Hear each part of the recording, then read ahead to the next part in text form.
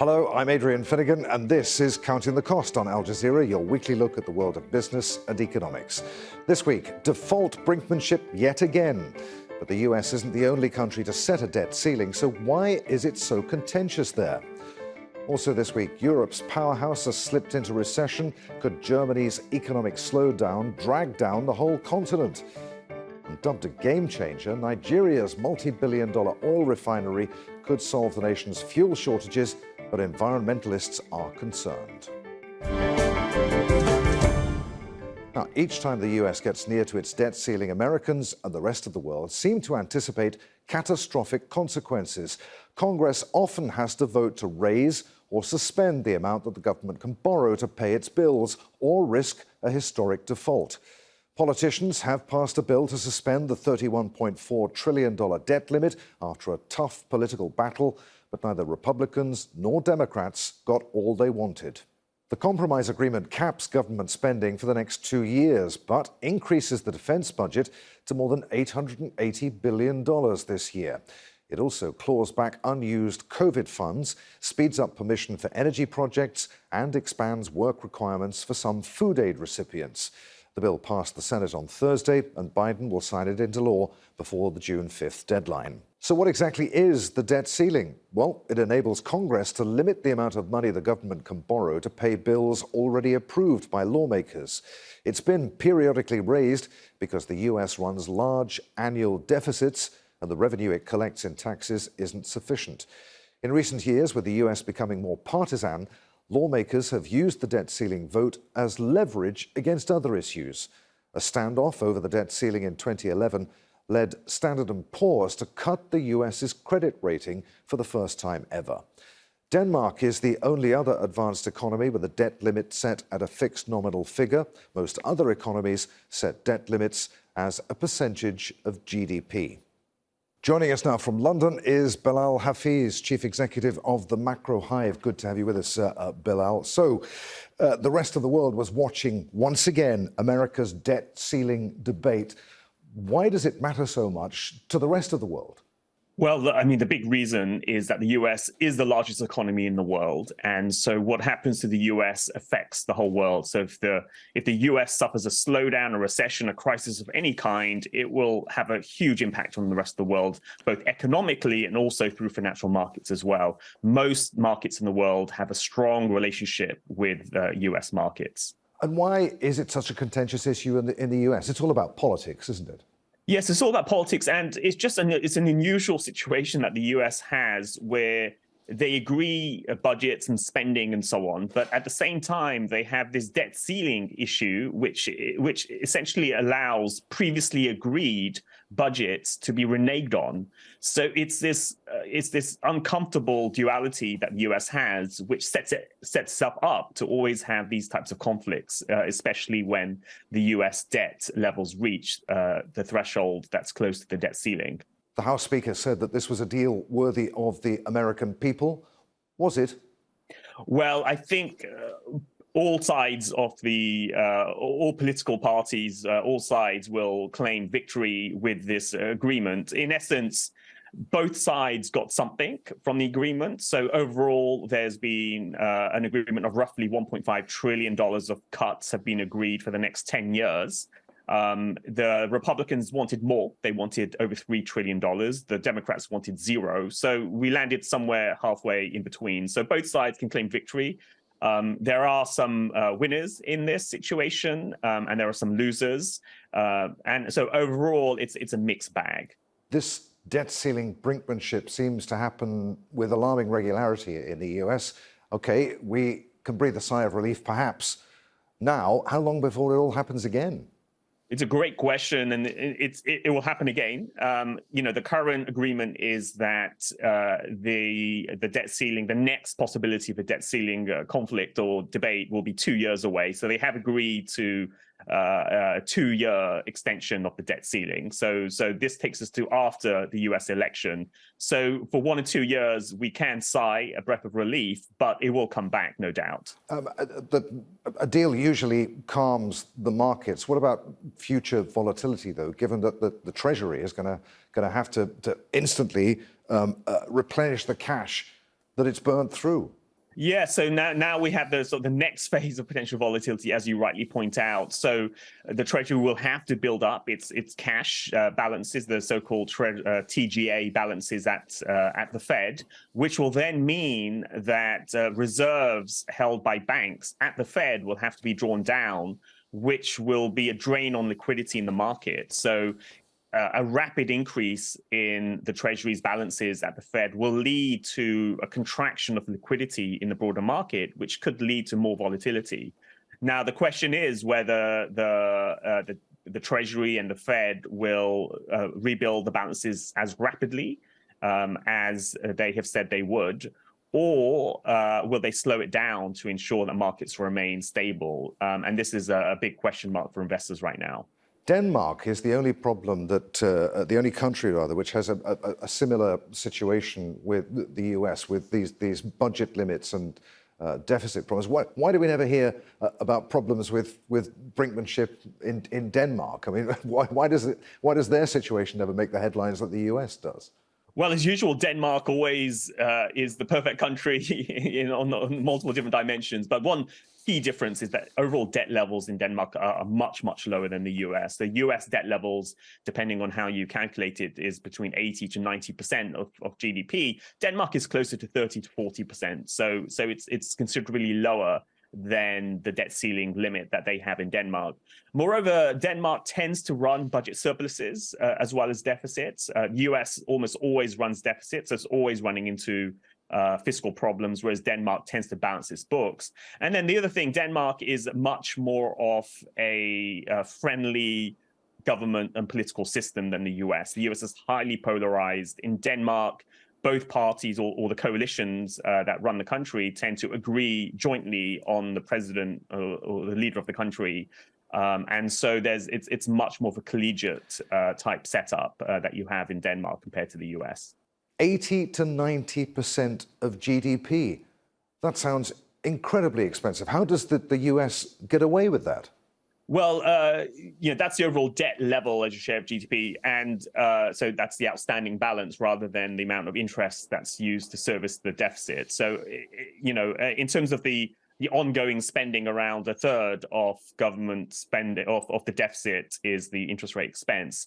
But the big reason why the US is able to do this, and other countries can, is essentially the government has the printing press. Ultimately, they're able to print money through the central bank, but also they have the ability and the monopoly on raising taxes. So because of those two, unique rights that the government has, they're able to run these much higher deficits and debt loads compared to a private household. So this is the advantage of having the right to print money and the right to tax.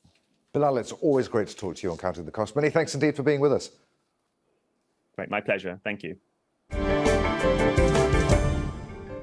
It's hard to believe now, but it was once described as the sick man of Europe. Germany became the continent's economic powerhouse over the past 2 decades. But the halting of Russian gas supplies has hurt the economy, and the cost of living crisis has weakened consumer spending. Economic output shrank in the first quarter of the year, tipping the nation into recession. Now that spells danger for the whole continent, as Dominic Kane reports from Berlin. Think of German industry, and for many people, this is what springs to mind. Assembly lines in factories building cars for customers across the world, and thereby helping drive economic growth in Europe's metaphorical powerhouse. But now, Germany's economy is shrinking, despite ongoing high demand for such high-quality cars. And one leading economist says inflation is to blame. The problem we have in Germany, and this is unusual in a period of economic weakness, is private consumption. And it's mainly hitting people with middle and low incomes, because they individually have to spend much more of their monthly income on energy and food. And that is something Nilgün Erze can relate to. She helps run cleaning services at a leading Berlin hospital. She says her wages have not kept pace with inflation, and she worries about how she'll make ends meet. Everything has got more expensive. We pay double the amount now when we go shopping. You used to get 2 bags full for 50 euros, and now for 50 euros you just get 1 small bag. You get a lot less now. The rate of the recession is slow, just a 0.5% drop in the last quarter of 2022, followed by 0.3% in the first of this year. But this was not expected to happen. Back in January, Olaf Scholz said he was absolutely convinced there would be no recession. Despite now having been proved wrong, the German Chancellor remains upbeat, at least in public. The German economy's prospects are very good. We're solving the challenges we face. You know, we have full employment. There is a public debate around a shortage of workers in Germany, and in fact, we have a big demand for skilled workers. Across the continent, many leaders' attention is focused on the economy. For the ECB, our immediate and overriding priority will be to bring inflation back down to our 2% medium-term target in a timely manner. And we will do so. But that policy has been in place for some considerable time, and shoppers across Europe are not feeling the benefit. Some analysts say this is the Achilles heel of the economy right now, meaning the recession might be here for some time. Dominic Kane for Counting the Cost, Berlin. Joining us now from Brussels is Frederick Erickson. He's the director of the European Centre for International Political Economy. Good to have you with us, Frederick. Germany's economy looked like it was holding up better than expected at the beginning of the year. What's gone wrong? Well, I think there are plenty of things that have gone wrong. I mean, obviously, the German economy has been extraordinarily affected by increasing energy prices and sort of the reduction of energy supply, the gas supply that they were crucially dependent on for a long period of time. So there's been substantial problems, economic problems coming from that. But more generally, I mean, when you look at the German economy, you look at sort of the slow pace of recovery from the pandemic. When you look at the structural aspects of it, the problems they've had over many years in trying to revamp that sort of old industrial sector to become much more service-oriented and much more productive, they've had sort of big difficulties there. And I think that's also what's sort of biting them in the back right now, which is that they just have sort of one engine in the economy, which is that old industrial sector. But now as sort of the structure of the economy is changing, it becomes very difficult for the German economy to get another engine to move. Are government policies to blame here? I know we talked about the war in Ukraine and gas supplies, but is there a political element to all of this? Well, I mean, yes and no. And I think there's been successive governments in Germany that has failed to do what's obviously necessary in order to diversify the economy, rebalance it to be less dependent sort of on old industry sectors that, of course, are extraordinarily sensitive to increases in energy prices. Right now, I mean, you could say that this government could do a lot more in terms of providing economic impulses to the economy with, for instance, cutting a few taxes or increasing expenditures in order to help German households to manage through and keep consumption up. But a lot of the reserves, the fiscal reserves that existed in Germany, of course, has been going to rapidly expending the money that is spent on building new energy infrastructure.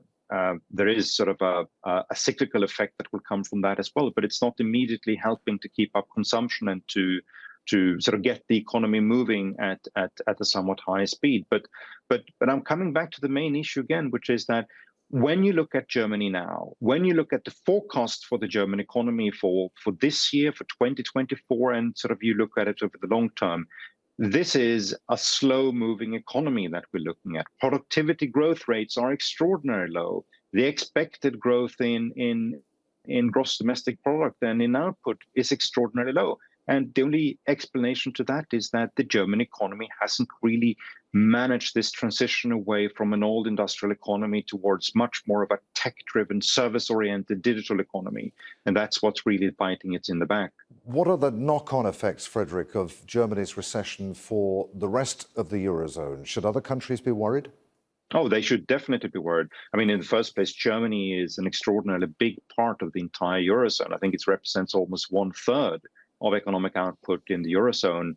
Cuts in consumption in Germany will have immediate knock-on effects on exports from other European economies because it's crucially dependent on on the type of imports that it gets from other EU countries for its own consumption. So we're going to see that. We're going to see that other countries will struggle a bit more on the export front in order to because of the slow-moving German economy, and perhaps there can be some efforts made by the government to help sort of consumption to keep up, but over time this is going to definitely have a knock-on effect on others.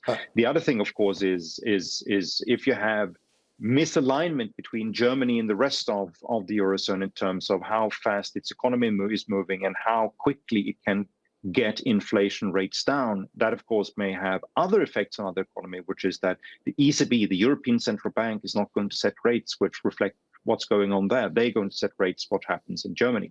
So does Germany, we said at the beginning of all of this that Germany was once the sick man of Europe, not for a very long time now, though. Does it risk becoming the sick man of Europe again?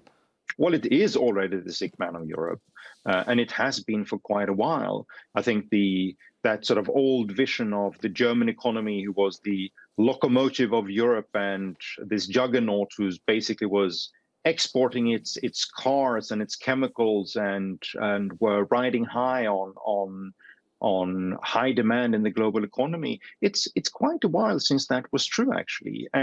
And for a good number of years now, Germany is struggling to get its economy to reflect what a modern economy looks like. It's been far too dependent on exporting to countries like China, been far too dependent on a couple of industrial sectors that are going through big technological changes where they are not in the process of leading that change.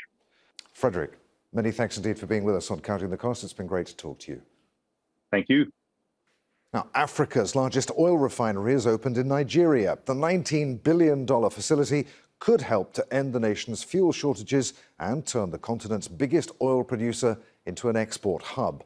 But conservationists are concerned about the environmental impact. Al Jazeera's Ahmed Idris reports from Ibejuleki.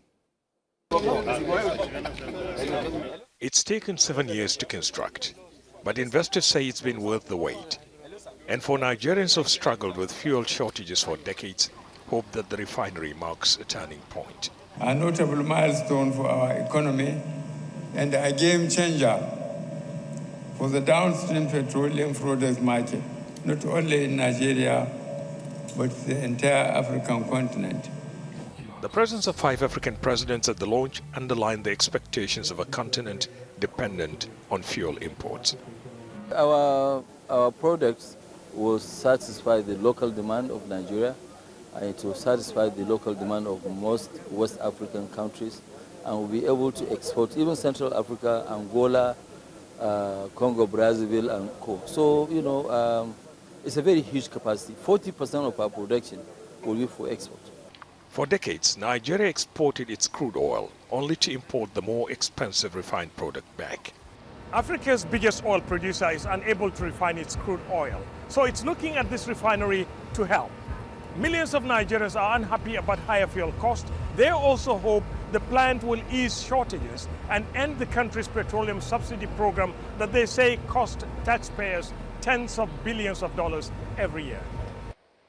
The state-owned Nigerian oil company, which has a 20% stake in the plant, will supply nearly half of the refinery's daily crude needs. So we have secured access to supplying this refinery 300,000 barrels of crude oil every day. That means a secure market for NNPC as our production grows, our capacity grows as a company. So this is a very, very perfect situation for our company. The $19 billion refinery is expected to save Nigeria the $23 billion it spent on importing refined petroleum products in 2022. We're certain that it will ease up a lot of the constraints that we've encountered in doing business in Africa, especially in manufacturing and in transportation. Environmentalists say they are worried about the pace at which fossil fuels are being exploited and used. It's causing so much negative impact on the environment, with the oil spills when you extract, with the gas flaring, and also just the combustion of the fossil fuel. It's causing tremendous issues in the atmospheric balances. But most African oil producers are making a case for a slower transition from fossils to renewable energy. Nigeria and several African countries are looking to the new refinery to help them cut energy costs. Ahmed Idris, Al Jazeera, Ibejuleki, Nigeria. Joining us now from Lagos is Kola Karim, who is the Group Managing Director and Chief Executive Officer of Shoreline Natural Resources. Good to have you with us, Kola. How much of a game changer is this refinery for Nigeria? How long before it can ramp up to full production? The Dangote refinery is a game changer not only for Nigeria but for the continent of Africa. Hopefully they should come on stream, the refinery should come on stream in the next 3 months, and this will engage all the African countries in giving better production services to most of the African countries who are importing petroleum products right now. But are ordinary Nigerians going to feel any benefit here? I mean, fuel is already subsidized there in the country. Are they going to reap any economic dividends? Look, the reality is the new president, having been sworn in on Monday, the 29th of May, one of the major pronouncements he made was the subsidies is going to go away. Now, let me just break this down. Nigeria has been subsidizing fuel supplies into the market to the tune of about 400 billion naira. We're talking roughly $1 billion a month. No economy survives with that type of subsidy regime. With the subsidies gone now, you will see a better effect into government being able to point this dollars into the necessity areas of the economy, like infrastructure and support services that will benefit all. So in the medium term, it will be hard with the subsidies gone, but the benefits will eventually be felt across board once the money saved from the subsidies been pointed to all the very important areas that is lacking in infrastructure and other services in Nigeria. Kola, securing oil supply is among the main challenges facing this project. Can Nigeria overcome that? And at what cost? It is a tough one, and this is the government, this is what successive governments in Nigeria have been battling with. First, we've got major problems around infrastructure decay and dilapidation of old and aging infrastructure in the oil and gas sector. We're talking oil has been produced in Nigeria from the 60s, and a lot of the infrastructure in place today were installed back in the 60s and 70s. That's one. Another major problem is theft and incursion into the facilities of these oil companies. So security is a very important part of what the government's got to follow to make sure and ensure there's adequate production coming out of the ground, feeding as feedstock to this refinery and also to the export market. What's been the economic impact of Nigeria's lack of refinery capacity until now? Oh, it's been disastrous, and it's more the government is having to subsidize fuel that's been imported, that is petroleum products that's been imported into the country to make sure it's there and available. But at what cost?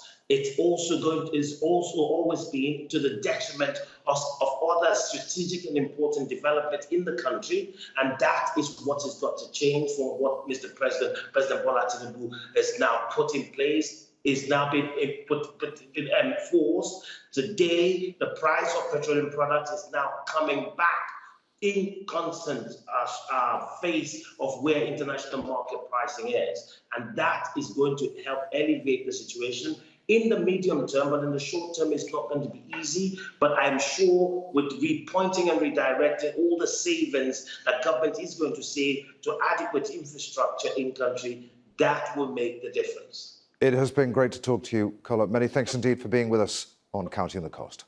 Thank you. And that's our show for this week. If you'd like to comment on anything that you've seen, get in touch with us. You can tweet me. I'm at A. Finnegan on Twitter. Try to use the hashtag AJCTC when you do, or you could drop us a line. Counting the Cost at aljazeera.net is our email address. As always, there's plenty more for you online at aljazeera.com/CTC. That takes you straight to our page, and there you'll find individual reports, links, and entire episodes for you to catch up on. But that is it for this edition of Counting the Cost. I'm Adrian Finnegan from the whole team here in Doha. Thanks for being with us. The news on Al Jazeera is next.